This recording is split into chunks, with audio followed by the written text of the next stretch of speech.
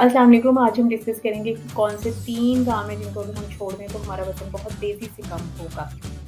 Avoid these 3 things if you want to weight loss fast. उसमें सबसे पहला काम जो बहुत ज़रूरी काम है कि चीनी को अपनी डाइट से निकाल दें। Eat less sugar.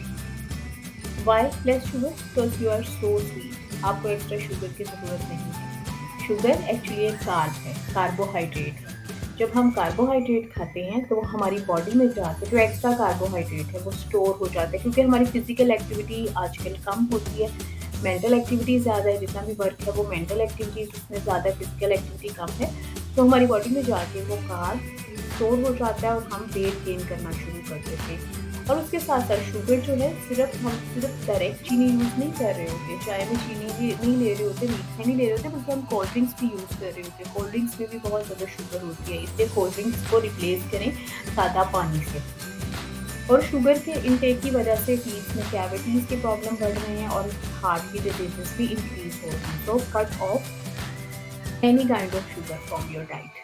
Next point is that sleep well and avoid stress. Stress का और स्लीप का बहुत गहरा ताल्लुक है। जब हम सोने के लिए लेटते हैं, मोबाइल फ़ोन यूज़ करते हैं और हम एक घंटों गुजर जाते हैं, हमारी नींद पूरी नहीं होती, जिसकी वजह से हम स्ट्रेस होते हैं। आज हम स्ट्रेस हो जाएंगे, नींद पूरी नहीं होगी, तो इसका क्या नुकसान होगा? हमारी बॉडी में हार्मोन है, 3 हार्मोन डिस्टर्ब होंगे।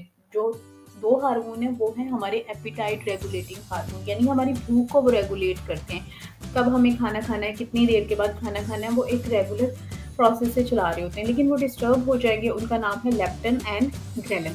जब ये 2 हार्मोन डिस्टर्ब होते हैं तो हम स्ट्रेस हो जाते हैं। स्ट्रेस के नतीजे में एक तीसरा हार्मोन भी उसकी ओवर प्रोडक्शन शुरू हो जाती है, जिसका नाम है कोर्टिसोल। यानी हमारी बॉडी में 3 हार्मोन डिस्टर्ब हो जाते हैं हमारी नींद पूरी ना होने और स्ट्रेस की वजह से। जब ये हार्मोन डिस्टर्ब हो जाते हैं तो उसकी वजह से हमें भूख ज़्यादा लगती है, जिसमें कोर्टिसोल सबसे ज़्यादा रोल प्ले करता है। ये नेचुरली तो आम जब फाइट एंड फ्लाइट यानी इमरजेंसी सिचुएशन होती है तब प्रोड्यूस होता है, लेकिन जब हम स्ट्रेस होते हैं, नींद पूरी नहीं होती, तो ये बहुत ज़्यादा प्रोड्यूस होता है और ये हमें बहुत क्रेविंग करवाता है। मीठा खाने को दिल चाहता है, थोड़ी देर बाद कुछ ना कुछ खाने को दिल चाह रहा होता है, या फास्ट फूड खाने को दिल चाहता है।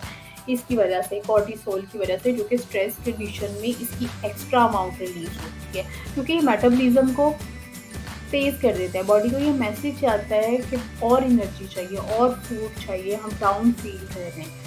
तो उसके नतीजे में, इस हार्मोन की बात मानने के नतीजे में, हम एक क्यूट सा भालू बन जाते हैं। जो थर्ड है, eat without electronic distractions. Third point बहुत इंपॉर्टेंट है। हम खाना खाते हुए मोबाइल फ़ोन यूज़ करते हैं, टीवी देखते हैं, जिसकी वजह से हमें एक तो खाने की क्वांटिटी का आइडिया नहीं रहता कि हमें कितना खाना खाना है।